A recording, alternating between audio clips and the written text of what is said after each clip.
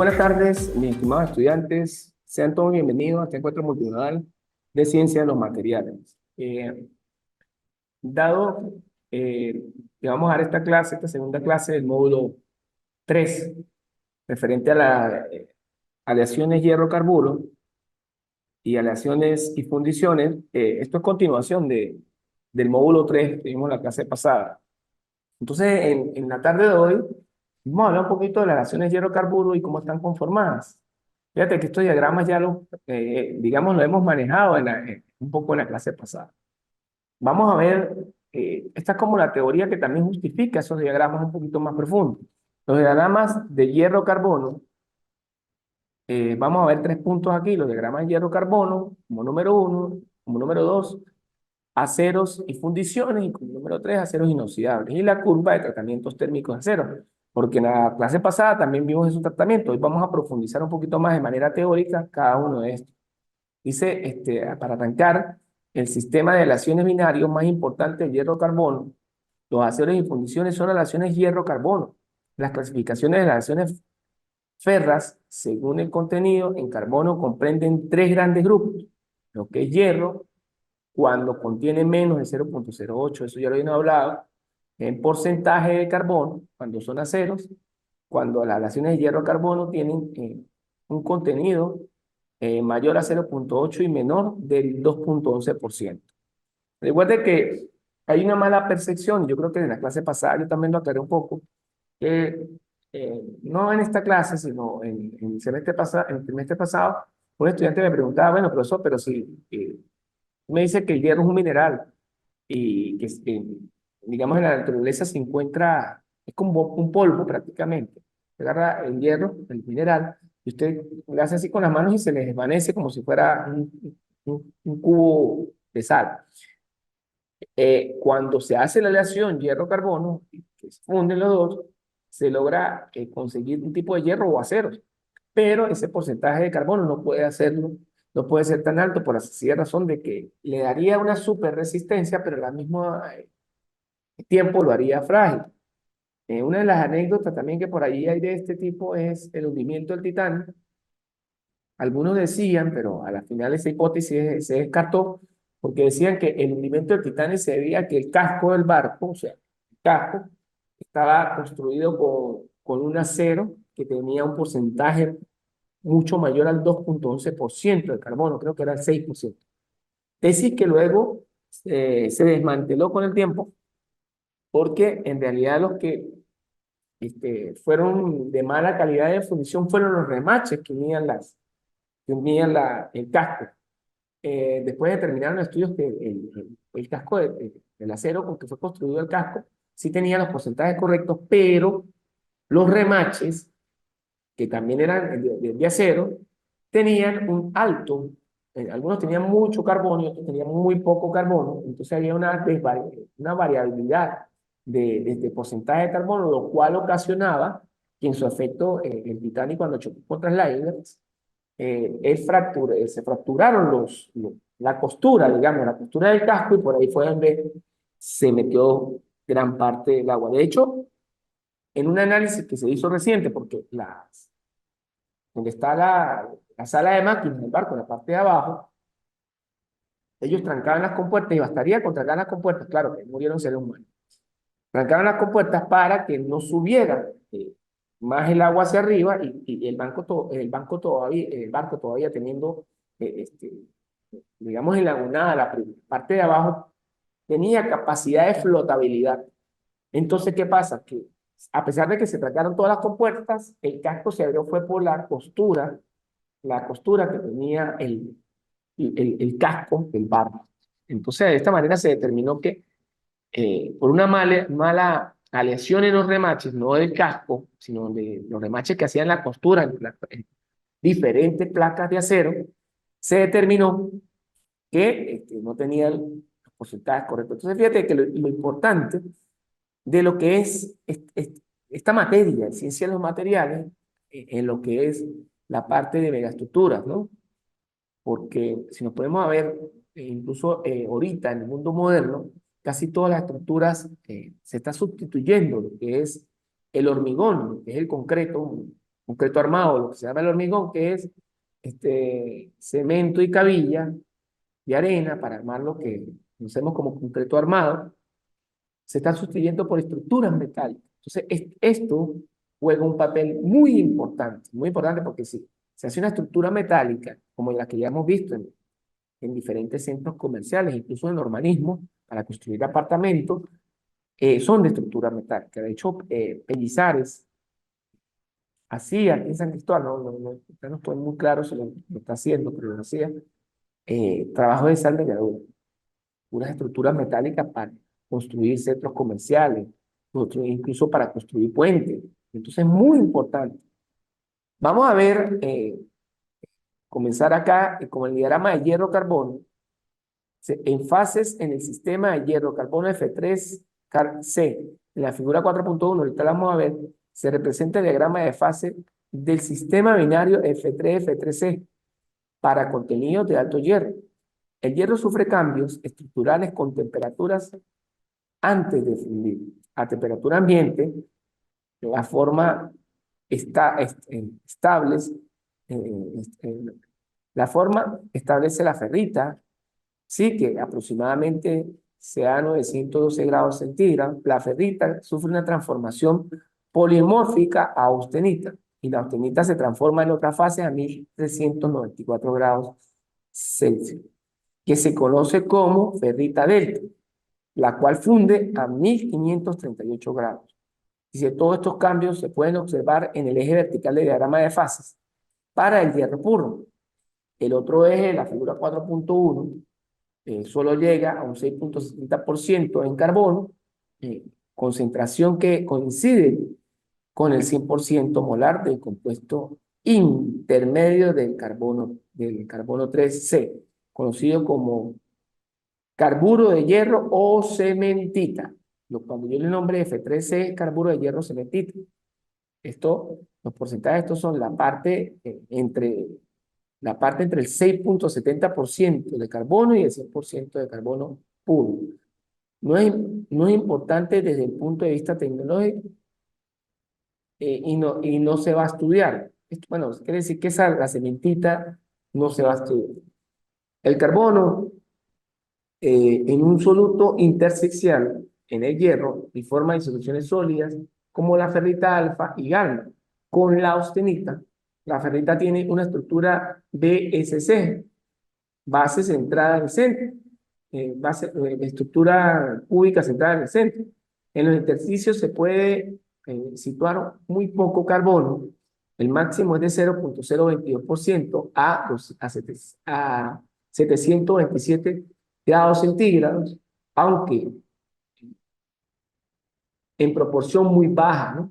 El carbono afecta mucho las propiedades mecánicas de la ferrita. Esta fase es realmente blanda, pero magnética y por debajo de los 768 grados centígrados y de densidad 7.8 gramos por centímetro. La austenita, en los diagramas generalmente lo encontramos como F3-gamma, de estructura FSS, tiene una solubilidad máxima de carbono del 2.11% a 1148 grados Celsius, solubilidad aproximadamente 100 veces superior a la ferrita. Las transformaciones de la fase de la austenita son muy importantes en los tratamientos térmicos de los aceros, como se verán más adelante. La ferrita gamma solece diferencia de la alfa en el tramo de temperatura donde existe, al ser solo estable a altas temperaturas no tiene interés teórico, ¿no? Entonces, fíjate que no todos los tratamientos térmicos, y cuando hablo térmicos es que somos metidos a que se le van a aplicar ciertos procedimientos para que adquieran ciertas características deseadas. Entonces, tratamientos que solamente son estables en alta temperatura no nos sirven, porque recuerden que finalmente estos tratamientos térmicos se hacen para que esa pieza trabaje a temperatura ambiente. Yo no voy a hacer un tratamiento térmico, lo tengo que tener para que digamos, el hierro se mantenga con ciertas características en la superficie. Un ejemplo, a 100 grados centígrados, ¿no? Primero porque ¿quién lo manipularía a esa temperatura? Por ejemplo. Entonces no sirve, ¿no? Lo más lógico es que se mantenga a una temperatura ambiente o a una temperatura de trabajo, porque lo mismo vemos en los motores de los carros, ¿no? A veces supera esa temperatura, pero no necesariamente que a esa temperatura mantenga las características, porque una cosa es que yo aplique un tratamiento térmico a un determinado metal para que tenga ciertas características y yo lo someta a fatiga, por lo menos hago un bloque de un motor y yo lo someto a la fatiga, que es el trabajo ya como tal, y ahí sean temperaturas mayores a 100 grados centígrados. Pero ¿qué pasa? No es que él necesite esos 100 para estar ahí, sino que yo digo, si yo tengo que mantenerlo en 200 grados o en 100 grados centígrados para que mantenga la característica, no sirve. Entonces, ahí nos hacen alusión de que los tratamientos térmicos son los que cuando se le aplican y vuelven a su temperatura normal, ellos adquieren la propiedad. ¿Ok? Dice la cementita desde el punto de vista mecánico es dura y frágil, y su presencia aumenta la resistencia de muchos aceros.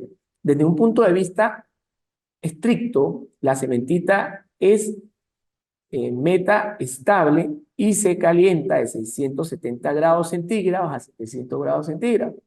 Descompone para dar F3, alfa y grafito, que pertenecen al inflar. Por lo tanto, los diagramas no son realmente de equilibrio, pero al ser la velocidad de descomposición de la cementita tan extremadamente lenta, estos diagramas son útiles. Aquí podemos ver, en la figura 4.1, se observan regiones bifásicas y, digamos, eutecticas. Aquí podemos ver más o menos la reacción química que se da a través de reos de una descomposición o una aleación metálica. Entonces, aquí dice, en la figura 4.1 se puede observar regiones bifásicas y aumento de C a 4.30% en peso de carbono y testueno a 1442 grados. La reacción eutéctica es esta que nos muestra acá. Entonces, fíjense que en la que un líquido de composición eutéctica solidifica para dar dos fases sólidas de austenita y cementita, el posterior enfriamiento de esta fase produce transformaciones de fases adicionales en el diagrama de fases. Se puede observar otro punto invariante a 727 grados centígrados para una composición de 0,7% de carbono. La reacción del eutectoide se puede representar como, y aquí aparece la representación. Aquí vemos el diagrama donde está la temperatura eutectoide, que es el punto triple, y aquí también hay otra temperatura eutectoide. Y bueno, ese es el diagrama de fases del hierro cementita. Repito, la cementita, si no se controla la producción de cementita dentro de una aleación metálica, nos puede dar un material con que tenga una característica especial, que sea muy duro, pero también es muy frágil. Ya lo que hacía alusión a lo del titanio, el ejemplo que coloqué al principio. Esta transformación de fases es una de importancia vitalidad en los tratamientos térmicos de los aceros, como se comentó en la introducción. Los aceros contienen carbono entre 0,08% y 2,8%. Fíjate que es un estándar mundial, ¿no? Porque si se le agrega muy poco carbono, eh, el acero no va a ser duro, sino va a ser como maleable, ¿no? Entonces, eh, digamos, va a ser como hierro colado. Hierro colado tiene la característica que tiene muy bajo contenido de carbono y más alto contenido de hierro. Y por eso es que nosotros vemos que el hierro colado también se parte, es muy frágil, ¿no? Sí, digamos, no aguanta, ¿no? A determinada fatiga. Dice, al enfriarse desde el campo Galma se obtiene una microestructura que está íntimamente relacionada con las propiedades mecánicas de los aceros. Fíjate que cuando hablamos de la microestructura de las aleaciones de carburo de hierro, la microestructura que se desarrolla depende tanto del contenido en carburo como del tratamiento térmico. Si el enfriamiento es muy lento, se da con condiciones de equilibrio, pero si los enfriamientos son muy rápidos, se produce un proceso de cambio de estructura. Y por lo tanto, las propiedades mecánicas, pues vamos a tener ciertas propiedades mecánicas. Fíjate que si es lento, se dan condiciones de equilibrio, pero si ese enfriamiento son muy rápidos, se producen propiedades que cambian o la microestructura y con esto pues cambian las propiedades mecánicas. Se distinguen varios casos. Los aceros eutectoides son aquellos en que la fase auténtica sólida tiene composición desde del eutectoide al 0,77%. Inicialmente la microestructura de la fase gamma es muy sencilla, con granos orientados al azar, puntos de línea XX. Al enfriarse se desarrollan las dos fases sólidas, como es la cementita. Esta microestructura de ferrita y cementita, que nosotros la vamos a ver en el cuadro 4.2, se conoce como perlita. Fíjate, cuando se une lo que es la ferrita y la cementita, se forma la perlita.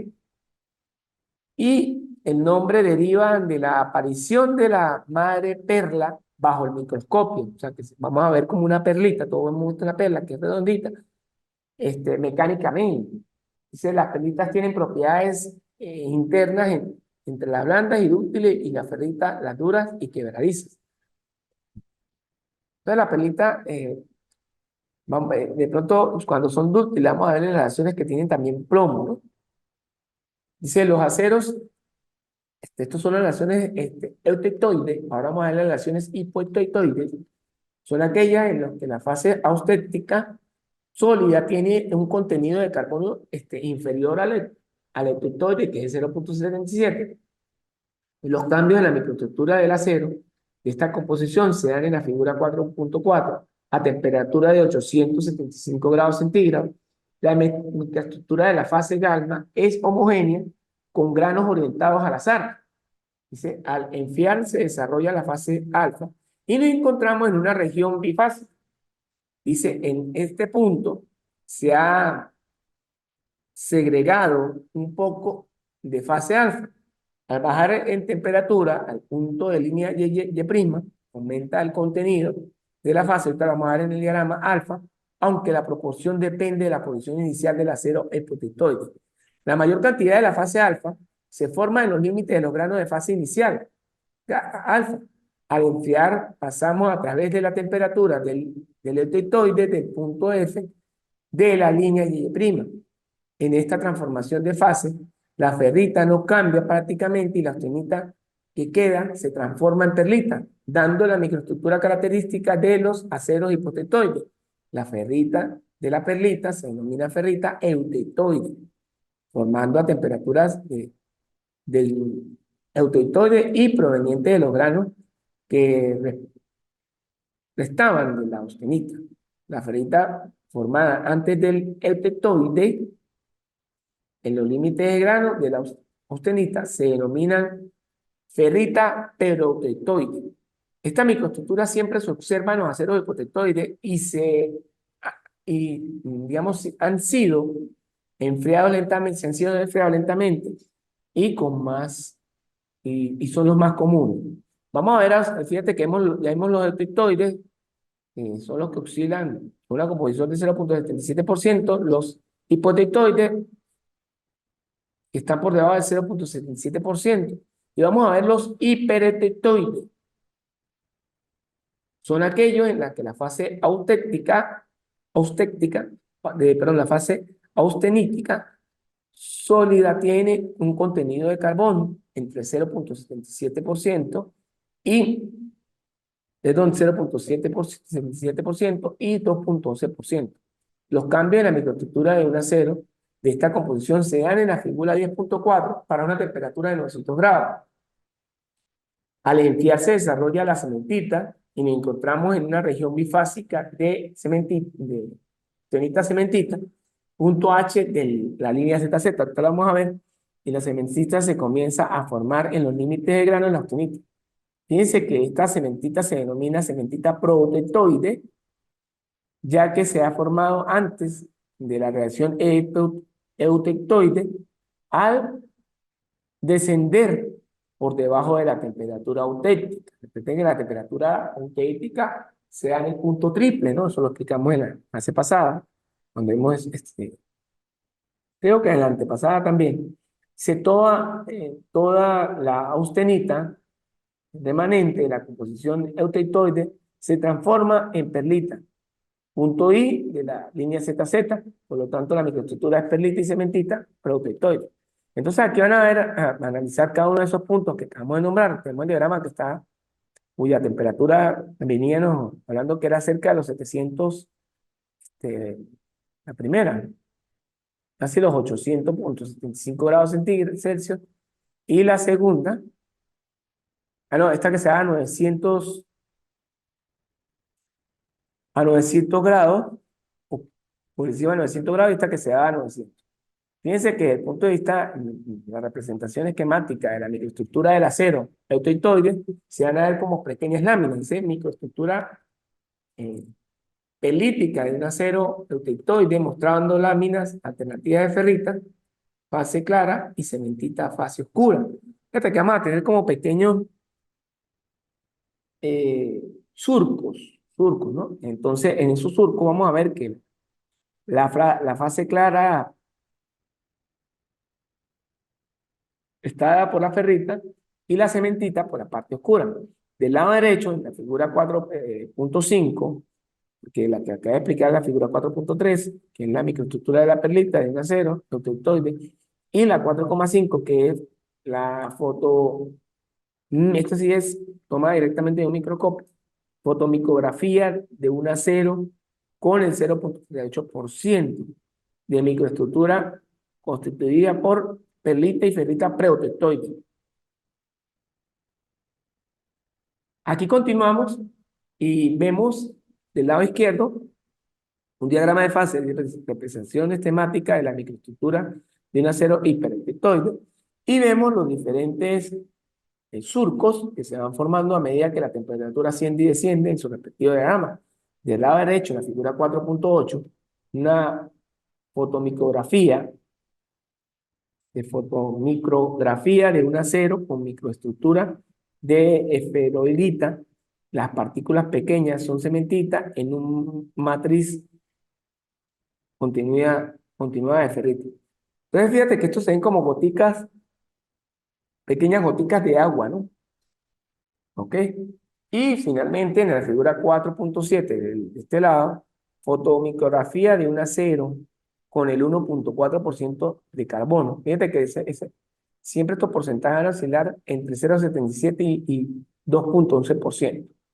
La fotomicrografía de un acero con el 1.4% de carbono, constituida por perlita y cementita preotectoide.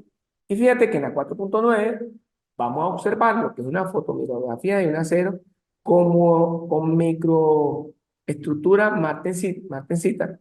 Logramos en forma de aguja en la martensita y las regiones blandas en la austenita.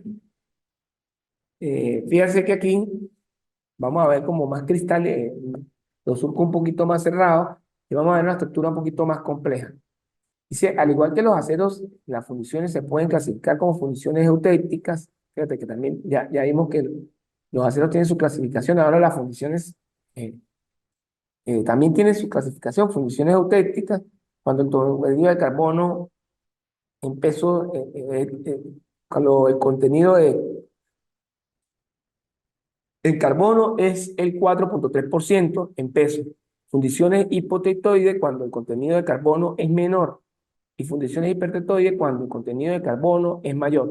Según el diagrama de fase, las fundiciones funden a temperatura de 1150 grados centígrados, 1300 grados, considerablemente más baja que los aceros de orden de 1500 grados. Por lo tanto, funden y se moldean con mayor facilidad, y de allí el nombre que reciben. Sin embargo, las funciones se clasifican más por el estado en que se encuentra el carbono.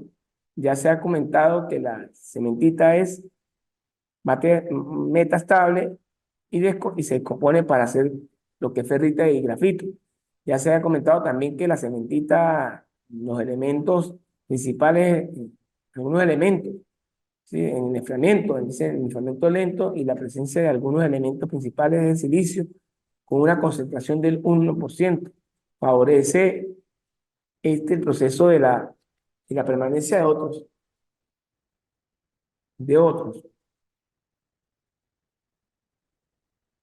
Bueno, vamos a hablar ahora de los aceros y funciones también para profundizar un poquito más. Los aceros son relaciones de hierro-carbono con concentraciones apreciables de otros aliantes. Fíjate que la mayoría de aceros no solamente tiene al hierro y al carbono, porque hay otros, eh, perdón, elementos químicos que contribuyen a proporcionar ciertas características dentro de ese acero. Entonces, los aceros son eh, aleaciones de hierro, carbono, eh, con concentraciones apreciables de otros elementos aleantes. Existen miles de aceros de diferentes composición o tratamiento térmico. Los aceros se clasifican según su contenido de carbono en bajo, medio y alto. Eso lo vimos en la clase pasada, contenido en carbono. Y los aceros y las aleaciones en general se pueden designar de acuerdo a las instrucciones dadas por la regla AAXI, American Earthworm Einstein Institute, y la regla ACTM, que es American Social for. Entonces, bueno, eso ya lo expliqué en la clase pasada. Dice, las dos primeras indican el contenido, eso ya también lo expliqué, no lo voy a redundar. Vamos a ver entonces cada clasificación, porque decían que los aceros se clasifican en lo que son aceros de baja, de media y de alta. O sea, vamos a hablar un poquito de qué son los aceros de bajo carbono. Constituyen la mayor parte de todo el acero fabricado. Contienen al menos 0,20% de carbono. La microestructura consiste en ferrita y perlita, por lo tanto son realmente blandos y poco resistentes, pero con una extraordinaria utilidad y tenacidad. Son de fácil mecanizado, soldables y baratos. Se utilizan para fabricar vigas, carrocerías de automóviles y láminas, para tuberías, edificios y puertos. Otro grupo de acero de bajo contenido en carbono son de alta resistencia y baja aleación. Contienen concentraciones variables de cobre, vanadio, níquel y polietileno al 10% en peso. Poseen mucho más resistencia mecánica que puede aumentar por tratamiento y manteniendo las propiedades de fácil mecanizado. Se emplean en componentes donde la resistencia mecánica es crítica, eh, puentes, torres, columnas de soporte de edificios altos, bastidores, camiones y vagones de tren. Aceros de medio carbono contienen entre el 0,25% a 60% en peso de carbono y son más resistentes que los aceros de bajo carbono, pero menos dúctiles y maleables. Se pueden utilizar para fabricar martillos, cigüeñales, eh, pernos, cinceles. O sea, fíjate que los aceros de medio carbono eh, son, digamos, soportan el impacto, ¿no? Porque de hecho son utilizados para construir herramientas que soporten el impacto. Un martillo no lo puedo construir yo para me pegue el primer martillazo, se me quiebre el martillo. Igual que un cincel, ¿no? Que también está diseñado para partir roca, partir determinadas superficies de cemento. Aceros de alto carbono o aceros de alto en carbono generalmente contienen entre 0,60 y 1,4% en peso de carbono. Son más duros y resistentes y menos dúctiles que otros aceros de carbono. Se utilizan como herramientas de corte, matrices, herramientas de carpintería, por ejemplo, cuchillos, navajas, hojas de sierra, brocas para cemento, cortatubos, troqueles, herramientas de corte, muelles hielos alta resistencia. Dice la fundición gris. Vamos a ver qué es la fundición gris. tiene un contenido de carbono entre 2,5% y 4%, y de silicio 1 y 3%. Dice, el grafito suele aparecer como una hojuela dentro de una matriz de ferrita o perlita. Dice, la microestructura que se observa en la figura 4.10, el nombre se debe al color de una superficie fracturada desde un punto de vista mecánico de las funciones grises. Son comparativamente frágiles y poco resistentes a la fracción. Dice la resistencia y la utilidad y los esfuerzos de compresión son muy superiores. Estas funciones amortiguan la energía de vibración de forma mucho más efectiva que los aceros. Así los equipos que vibran mucho se suelen construir de esta aleación a la temperatura colada, tienen mucha fluidez, por lo que permiten moldear piezas de forma muy complicada. Además, las fundiciones grises, o la fundición gris, es uno de los materiales metálicos más baratos. Se utilizan en bloques de motores, tambores, frenos, cilindros y pistones. Pero fíjate que las fundiciones gris tienen también alta aplicación en el campo automotriz, ¿no? Si la función es nodular, no modular, sino nodular, se consiguen añadiendo pequeñas cantidades de magnesio y cerio a las fundiciones grises en estado líquido. En este, el grafito no se agrega como hojuela, sino en forma de esfera. Lo que en la figura 4.12 la podemos observar, lo que confiere la fundición propiedades mecánicas diferentes. No es frágil y tienen propiedades mecánicas similares a los aceros. O sea que se aproxima mucho a los aceros. Presentan una mayor resistencia a la transición que la fundición gris. Se suelen utilizar para fábrica de válvulas y embragues de alta resistencia, cuerpos de bombas, cigüeñales y pistones. O sea que son, digamos, fundiciones que se le exige bastante fatiga, ¿no? Dice la fundición blanda, porque fíjate que está en freno, ¿no? Entonces la fundición y en embriagas que son caja de cambio, los cigüeñales también. Dice, las fundiciones blandas contienen poco carbono y silicio, menor al 1%, y se obtienen por el enfriamiento rápido. La mayor parte del carbono aparece como cementita en lugar de grafito y la superficie fracturada tiene una tonalidad blanda.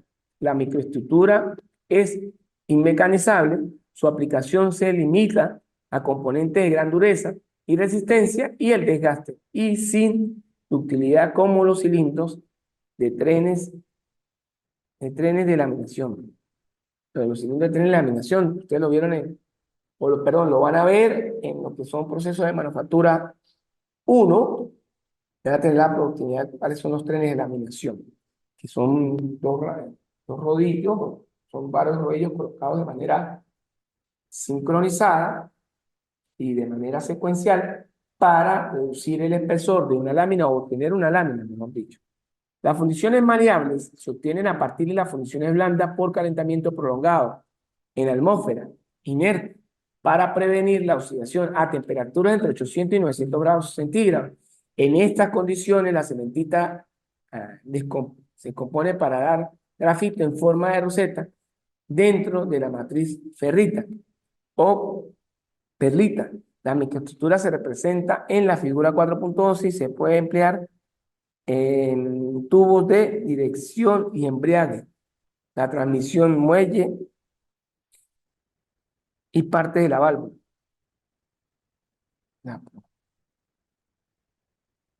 Me cayó con una basurita de los ya. Aceros inoxidables. Vamos a ver las características que tienen los aceros inoxidables. Los aceros inoxidables resisten la corrosión. La corrosión. Herrumbe debido al óxido de hierro. En muchos ambientes, especialmente en la atmósfera, el cromo es el elemento más importante de la aleación con un contenido del 11%. La resistencia del cromo mejora las condiciones de adición níquel y morenio. Y los aceros inoxidables se clasifican según la microestructura martensítica, ferrosa o austenítica. Austenítica, perdón. Austenítica, perdón. Austenítica. Ajá. La aplicación gamma de propiedades mecánicas y la excelente, digamos que excelentísima es excelentísima la corrosión, corrijo. Hace que este tipo de acero sea muy versátil. Algunos aceros inoxidables utilizan, digamos, utilizaban en el ambiente, eh, se utilizan en ambientes rigurosos a elevadas temperaturas debido a su resistencia a oxidación y a la integridad mecánica en estas condiciones, que pueden llegar hasta 1000 grados centígrados. Turbinas de gas, generación de vapor, hornos de tratamiento térmico, partes de aviones, misiles, etcétera, son fabricadas con este tipo de acero. Es decir, aparte de tener la particularidad de que no se van a corroer debido al efecto de la atmósfera, ¿sí? Ellos también tienen la capacidad de resistir altísimas temperaturas. Aquí vamos a ver ahora sí el análisis de la figura y vamos a observar que en la figura 4.10 tenemos la fotomicroestructura de una fundición gris como con escamas de grafito embebidas en una matriz de ferrita.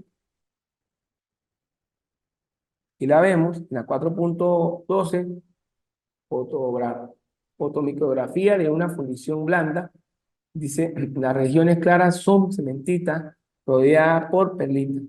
En la 4.11, fotomicrografía de una fundición dúctil esferoidal. Vemos las diferentes esferas con esferoides de grafito embebidas en una matriz de ferrita. Finalmente, vemos la 4.13, que es la fotomicrografía de una fundición maleable con grafito oscuro en forma de roseta embebida de una matriz férrica. Esta la vemos como forma de estrellitas, ¿no? Bueno, finalmente para cerrar tenemos los aceros inoxidables ferríticos, se obtienen por recocido y los más comunes son F3 a 0.8% de carbono, 11% de cromo, titanio 0.75 y manganeso 1%, que se utilizan, por ejemplo, en los tubos de escape de los vehículos. Parte B, los FC, 0.20% de carbono, 25% de manganeso, perdón, de cromo y 1.5% de manganeso se utilizan en válvulas a temperatura y moldes de vidrio. Dice los aceros inoxidables austeníticos también se obtienen por recocido y los más comunes se tiene la microestructura de austenítica por la presencia de grandes cantidades de níquel. Entre esos destacamos los hierros de carbono al 0.8%, el cromo 18%, níquel 8% y magnesio 2%, que se emplean en la industria, manganeso, en la industria alimentaria.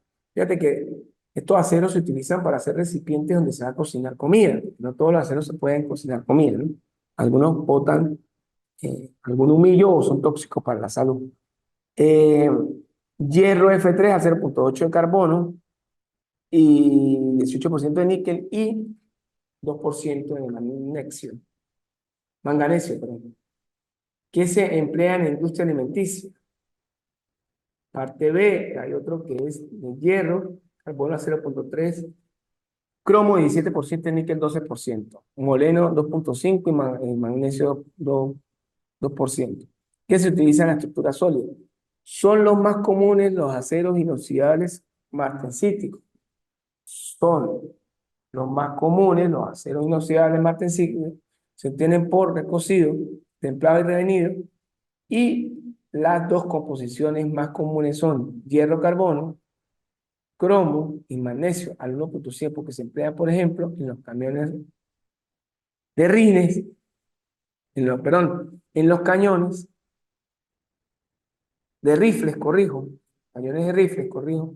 Fíjate que este acero inoxidable martensítico se emplea en los cañones de rifle Parte B, también tenemos el carburo de hierro a 0,70% de carbono y 17% de cromo y molibdeno a 0,75%, de manganeso un 1%. Que se utiliza, por ejemplo, en las cuchillas instrumental quirúrgico, o sea que estos últimos, los martensísticos también, aparte de que se aplican en los cañones de rifle, también se aplican en la industria médica para construir lo que son instrumentos médicos, ¿no? También esto se debe a que ellos son, luego que se utilizan, son prácticamente incontaminables, no contaminan a las personas, ¿no? Porque tampoco en eso también está que hay metales que cuando usted se corta le imponen la piel porque son contaminantes, ¿no? Y además, bueno, sean contaminantes o no, en un procedimiento quirúrgico debemos tomar en cuenta que todos estos instrumentos deben ser previamente esterilizados con agua caliente, vapor de agua caliente. Bueno, mis estimados estudiantes, no me resta más que desearles el mayor de los éxitos. Ya tienen dos clases, esta es la segunda, ya reforzamos un poco más de material y allá hay otro material que también tienen que revisar, hay tipos parciales para, yo mediante esta, la otra está, ¿es esta? No, la otra, no creo que esta estar subiéndole ya a la tercera actividad. El material de la segunda actividad lo voy a subir, la nota de la segunda actividad la voy a subir esta semana. Disculpen que la segunda actividad, y pido disculpas que no la coloqué en el tiempo porque tuve problemas serios con la luz y el internet, y bueno, y pude subsanar y por eso es que corrí una semana esas evaluaciones, pero ya las tengo prácticamente corregidas y no voy a subir la nota de esa segunda evaluación para montarnos en la tercera evaluación. ¿Ok? Bueno, se despide de ustedes, su profesor Pedro Sánchez. Nos vemos en otra oportunidad, mi estimado estudiante. Chao.